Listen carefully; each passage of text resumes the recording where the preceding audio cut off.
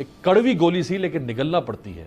पाकिस्तान का मौजूदा मुआशी ढांचा और मुआशी निज़ाम नहीं चल सकता, ये एक यूनिवर्सल ट्रुथ है। तो ये भारत के साथ ट्रेड करने में क्यों इमरान खान साहब जो हैं वो डर जाते हैं?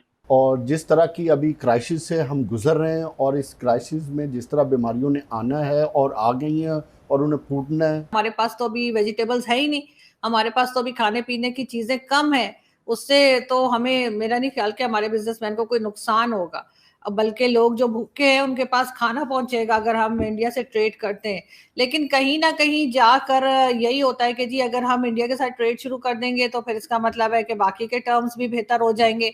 फिर हमारे जो फौज का फंड है वो भी हमें, बजट जो है वो भी कम करना पड़ जाएगा कि जी अब तो हमें कोई डर खतरा ही नहीं है कि भारत कुछ कर देगा, इसलिए कि अब तो ट्रेड है और बातचीत हो रही है। और सिर्फ ट्रेड तक तो बात नहीं रुकेगी, उसके बाद जाहिर है कि और बेहतरी होगी आपस में, जो डायलॉग्स होंगे और हो सकता है कि और मजीद टूरिस्ट वीजा और इस किस्म की चीजें भी ओपन होना शुरू हो जाएं। और कश्मीर का इशू जो है वो तो कभी सॉल्व होने वाला नहीं, वो तो हमने जिंदा रखा हुआ है और हमने इसीलिए जिंदा रखा हुआ है कि हमें उससे कमाई करनी है और वो एक कमाने का जरिया है। जिस दिन कश्मीर का इशू सॉल्व हो गया उस दिन तो पाकिस्तान में बहुत से लोगों की दुकानें बंद हो जाएंगी। फिर वो कहेंगे अब हम क्या करें, अब हम किसके नाम से जो है वो पैसा बटोरे, जो जगह जगह यहाँ पे बॉक्सेस भी लगे होते हैं मार्केट्स में। और ये जो है जिहादी तंजीमें या कहना चाहिए जो एक्सट्रीमिज्म फैलाते हैं मदरसे वाले, उनके भी बॉक्सेस लगे होते हैं और वो कश्मीर के नाम पे फंड ले रहे होते हैं, कभी किसी नाम पे फंड ले रहे होते हैं। तो वो सब कुछ तो खत्म हो जाएगा ना, फिर तो कहानी कुछ और हो जाएगी। तो ऐसा तो कोई नहीं चाहेगा और जाहिर है उससे ये कमा रहे हैं, बड़ी बड़ी गाड़ियां इनकी, बड़े बड़े घर, इनके ट्रिप्स और सब कुछ उसी पैसे से चल रहा है। तो ऑब्वियसली उनको तो ये सूट नहीं करेगा। और बाकी जहां तक इंडिया की बात है तो मुझे नहीं लगता कि इंडिया वाले को इतने ज्यादा इंटरेस्टेड हैं। कल भी मेरे शो में कर्नल दानवीर सिंह आए थे तो वो कह रहे थे कि नहीं करनी चाहिए, और उनके जैसे बहुत से लोग हैं जो ये बात नहीं मान रहे या नहीं पसंद कर रहे। उसकी एक रीजन ये भी है ना कि हमारी साइड से बहुत बार जो है वहां पे गड़बड़ हुई है जिसको हमने माना नहीं है, और ये और बातें कि सबको पता था, हमारे ना करने से कोई फर्क नहीं पड़ा। मगर फिर भी गवर्नमेंट डर भी नहीं रही है, लेकिन गवर्नमेंट को हो सकता है ये हो कि जाहिर है अभी ये कोशिश कर रहे होंगे कि कहीं और से बंदोबस्त हो जाए तो ज्यादा अच्छा रहेगा, क्योंकि भारत के साथ जाहिर है कि ये टर्म्स अपने जो है खराबी रखना चाहते हैं। ये नहीं चाहते कि उस लेवल तक जाएं कि जहां पे इनको ये कहना पड़े कि जी भारत हमारा दुश्मन नहीं है। बिल्कुल। तो मैडम ये गड़बड़ आपने जिक्र किया कि पाकिस्तान की तरफ से भारत में हुई है, तो आप समझती है कभी भारत की तरफ से भी पाकिस्तान में गड़बड़ हुई है कि यहाँ की ये वन साइडेड है, ये पाकिस्तान जो है वो हमेशा इंडिया को तंग करता रहता है और मामला खराब करता रहता है? पाकिस्तान ने भी बड़े सारे जो है वो जगहों पे बात की है, तो आप इस स्टोरी को किस हद तक सही मानती हैं? देखें, पाकिस्तान की तरफ से तो कई चीजें हो चुकी है ना, चाहे वो पुलवामा हो, चाहे वो मुंबई अटैक्स हो, और इस किस्म के जो अटैक्स वो बात करते रहते हैं वो सब हैं, रिकॉर्ड पे मौजूद हैं। और ये नहीं कि मैं कह रही हूँ, बल्कि सभी कह रहे हैं और ये चीज साबित भी हो चुकी है कई जगह। लेकिन भारत की तरफ से जाहिर है कि अगर दोनों तरफ की एजेंसीज जो हैं उनका, वो तो ये काम करती होंगी कि कुछ ना कुछ हो सकता है बलूचिस्तान में लोगों को भेजते हो या कुछ करते हो, जो कि बड़ा मुश्किल है, उनको जरूरत नहीं है। क्योंकि जो हालत हमने अपनी कर ली है और जिस तरह से हमारी इकोनॉमी भी जो है वो खराब हो चुकी है और बाकी सारी चीजें जो हमारी चल रही है, सारी दुनिया हमसे अलग है, कोई हमें लिफ्ट नहीं करा रहा।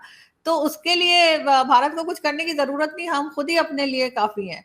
लेकिन जाहिर है कि इंडिया को अगर जहां मौका मिलेगा तो कुछ ना कुछ पाकिस्तान में भी होता ही होगा। मैं ये नहीं कह रही कि सिरे से कुछ नहीं होता होगा, वो बिल्कुल कहते होंगे नहीं नहीं हम साइड पर हैं, लेकिन इतने उस स्केल पे नहीं है जिस स्केल पे पाकिस्तान से कहा जाता है। और बाकायदा है, पहले तो हाफिज सईद वगैरह अनाउंस किया करते थे कि जी हम यहाँ से लड़के तैयार करके भेजेंगे कश्मीर में। तो पता नहीं कश्मीर का फोबिया इनका कब खत्म होगा। क्या इनको जो है वो पूरा मुल्क इन्होंने जो है कश्मीर के पीछे पूरा मुल्क का बेड़ा गर्क करके रखा हुआ है कश्मीर के लिए। भाई आप पहले इधर तो कुछ ऐसी चीजें कर लीजिए ना कि वहां से जो कश्मीर के लोग हैं वो अट्रैक्ट हो इधर, कि जी यहाँ तो बड़ा कोई दुबई या पता नहीं पेरिस बना दिया है कि वहां से लोग कहें कि हाँ जी हमने पाकिस्तान के साथ जाना है। यहाँ पे लोगों के पास खाने को नहीं है, एजुकेशन नहीं है, कोई चीज नहीं है। उनके लोग उठ उठ के टिया के जो है वो कभी किसी कंपनी में जाके सीओ लग जाते हैं, कभी कहीं हमारे कहीं नजर नहीं आते, सिवाय घूमते फिरते टहलते सिर्फ यूरोप में दिखते हैं। बाकी तो कोई हमें कहीं नजर नहीं आता है कोई खास पोजीशन पे। तो सर ये सारी चीजें काउंट होती हैं, और मेरा ख्याल है पाकिस्तान को इस वक्त कम से कम 5 से 10 साल के लिए कश्मीर को साइड पे रख देना चाहिए। और इस वक्त जो हालत हमारी हुई हुई है कि बिल्कुल 70% बलूचिस्तान जो है वो भी पानी के अंदर है, सिंध का बुरा हाल है, केपीके का बुरा हाल है, बहुत सी फैमिलीज ऐसी हैं जिनको मैं पर्सनली जानती हूँ और उनके घर बिल्कुल तबाह हो गए।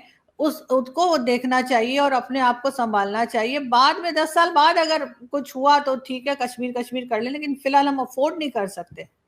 तो मैडम ये जो आप अक्सर बात करती हैं जिहाद की और ये चीजें, तो आपने कहा पैसा आता है, बड़ी बड़ी गाड़ियां, तो ये किसके पास पैसा आता है और कौन बड़ी बड़ी गाड़ियां इस्तेमाल करता है जिहाद के पैसे से? ये कौन है? आप नाम क्यों नहीं लेती? आपको जब इतनी इंफॉर्मेशन है तो आप बताएं ना हमें और हमारे दोस्तों को, व्यूअर्स को, कि ये जो जिहाद का इतना पैसा आता है और इतनी बड़ी बड़ी गाड़ियां हैं, ये कौन चलाता है और क्यों नहीं रोका जा रहा है? ये अभी भी आप समझ रही हैं जिहाद हो रहा है कश्मीर के अंदर?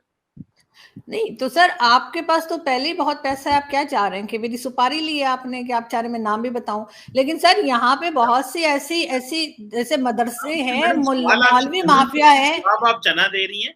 आप सवाल का जवाब सवाल में देना, अगली हाँ ब्रैकेट। हाँ, मैं दे रही हूँ सर। देखें, बहुत से यहाँ पे जो मदरसे चल रहे हैं, जो यहाँ पे मुल्ला है, मुल्ला माफिया मौजूद है, इनके पास बड़ी बड़ी गाड़ियां हैं। आप देख लीजिए, चाहे वो मौलाना तारिक जमील हो, चाहे और दूसरे लोग हो, उनके पास जो है उनको ये नहीं कि उनको कोई आम आदमी तो फंड करता ही करता है। लोग तो इतने ज्यादा इमोशनल है जिहाद को लेकर पाकिस्तान में कि औरतें अपने जेवर तक दे देती हैं और पैसा देते हैं। और बड़े बड़े जो बिजनेसमैन हैं, जो जो इंडस्ट्रीज जिनकी चल रही होती हैं, हमारे जैसे मजदूर पेशा लोगों की बात नहीं कर रही, वो भी उनको फंड करते हैं। वरना ऐसा नहीं हो सकता। आपने कभी किसी को देखा है कि जिनके मदरसे हों और वो कोई छोटी मोटी गाड़ी में चल रहे हो?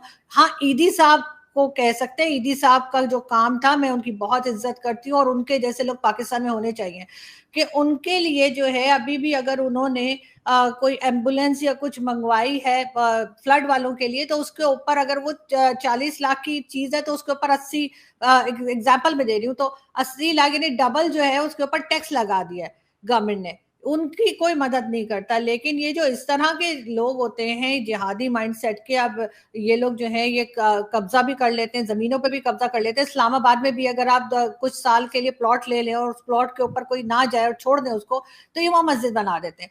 पहले एक ईंट रखेंगे, फिर दूसरी ईंट रखेंगे, और उसके बाद वो कब्जा हो जाता है। अभी भी जो उधर इस्लामाबाद में ही जो लाल मस्जिद है, उसके एरिया में भी उन्होंने ज्यादा हिस्से पे कब्जा कर रखा है। और अगर ऊपर उनके डंडे चंडे लेके, आपने देखा होगा लोग खड़े रहते हैं कि अगर कोई जाएगा सीडीए से या किसी से कि जी आपने गलत कब्जा किया है, तो वो डंडे वाले आके मारपीट भगा देते हैं।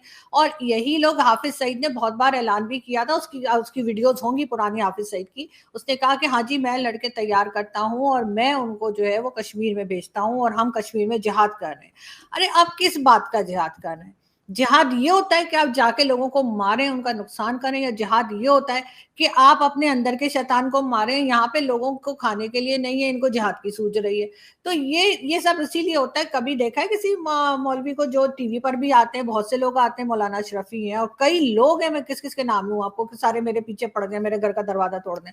लेकिन ये कि ये सब लोग जो है, इनके पास इतना इतना पैसा होता है। मैंने तो आज तक कोई गरीब मौलवी देखा नहीं, कोई गरीब मदरसे वाला देखा नहीं, और ये बच्चों के जहनों में जहर भर रहे होते हैं और अनफॉर्चुनेटली हमारे लोग इनको फंड कर रहे होते हैं।